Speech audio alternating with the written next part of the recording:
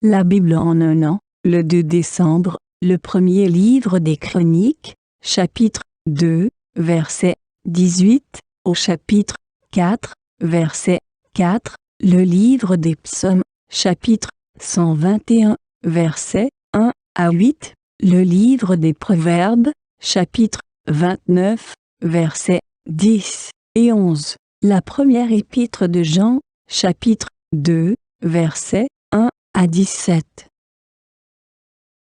Le premier livre des Chroniques, chapitre 2. Caleb, fils de Hétzron, eut des enfants de sa femme Azuba et de Jérioth.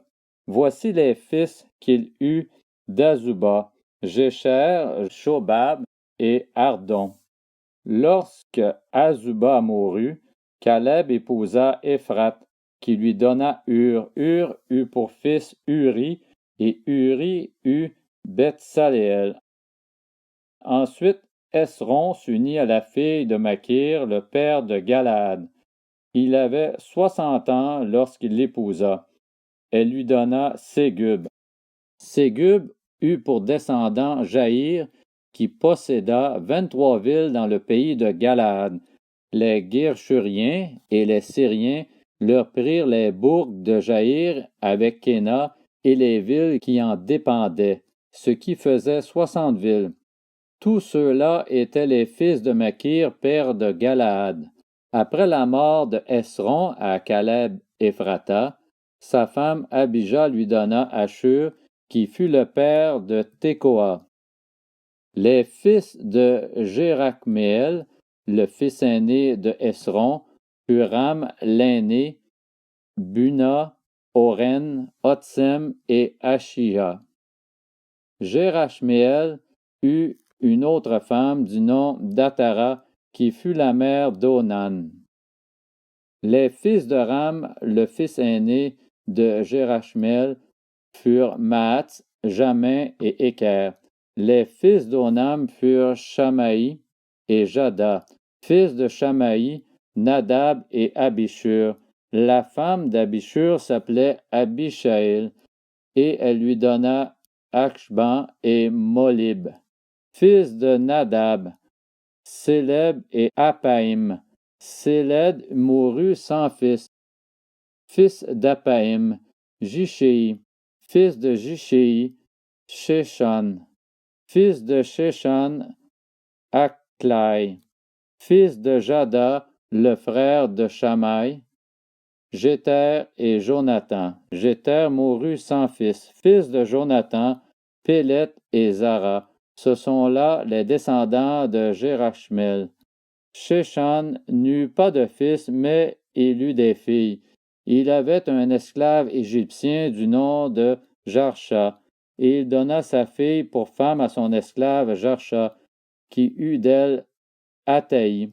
Ataï eut pour fils Nathan. Nathan eut Zabab. Zabab eut pour fils Éphal. Éphal eut Obed. Obed eut pour fils Jéhu. Jéhu eut Azaria. Azaria eut pour fils Alet. Alet eut Élazar. Élazar eut pour fils Sismaï. Sismaï eut Shallum. Shallum eut pour fils Jékamja. Jékamja eut Élishama. Descendant de Caleb, le frère de Jérachméel, Mécha, son aîné, qui fut le père de Ziph, et les fils de Marécha, le père d'Hébron. Fils d'Hébron, Coré, Tapua, Rékem et Shéma. Shéma eut pour fils Rakam, père de Jorkéam. Rékem eut Shamaï. Fils de Shamaï, Maon, qui fut le père de Bethsur. Épha, la concubine de Caleb, mit au monde Aran, Motsa et Gazez. Aran eut Gazez. Fils de Jadaï, Réguem, Jotam, Geshan, Pélé, Épha et Shaph. Maaka, la concubine de Caleb, mit au monde Sheber et Tirkana. Elle donna encore naissance à Shaph, le père de Madmana, et à Sheva, le père de Macbéna et de Gibéa. La fille de Caleb était Aksa. Voici encore des descendants de Caleb, Shobal, fils de Hur, fils aîné d'Ephrata, et père de Kirjath-Jéarim, Salma, père de Bethléem, Areph, père de Beth-Gader. Les fils de Shobal, père de Kirjath-Jéarim, furent Aroé et Hatsi Aminuhot.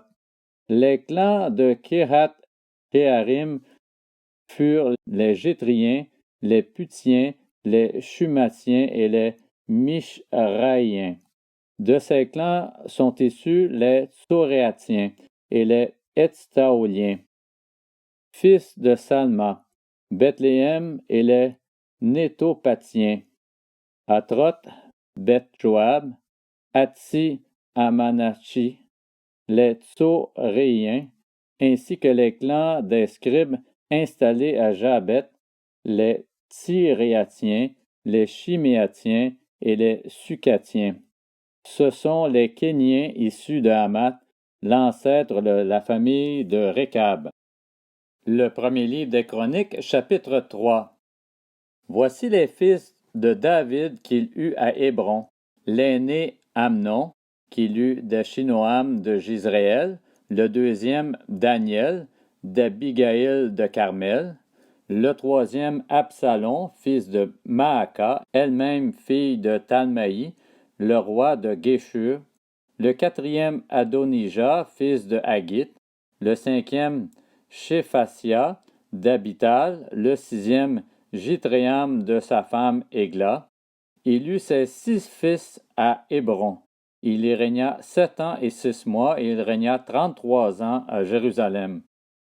Voici les fils qu'il eut à Jérusalem: Shiméa, Shobab, Nathan et Salomon, tous les 4 de Bathsheba, fille d'Amiel, ainsi que Jibar, Élishama, Éliphélé, Noga, Népheg, Japhia, Élishama, Éliada et Éliphélet, ce qui fait 9.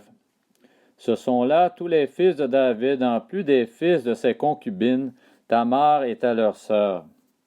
Fils de Salomon, Roboam. Son fils était Abijah, lui-même père d'Asa, père de Josaphat, père de Joram, père d'Akazia, père de Joas, père d'Amathia, père d'Azaria, père de Jotam, père d'Akaz, père d'Ézéchias, père de Manassé, père d'Amon, père de Josias.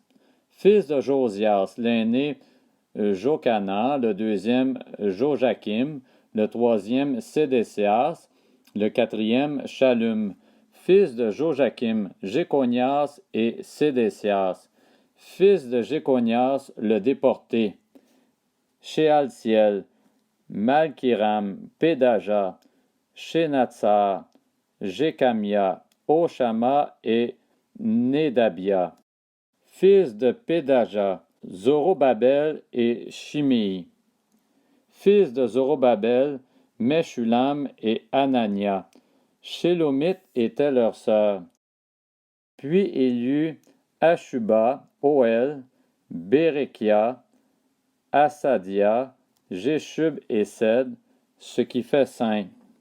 Descendants de Anania, Pélatia et Ésaïe, ainsi que les fils de Réphaja, d'Arna, d'Abdias et de Shekania.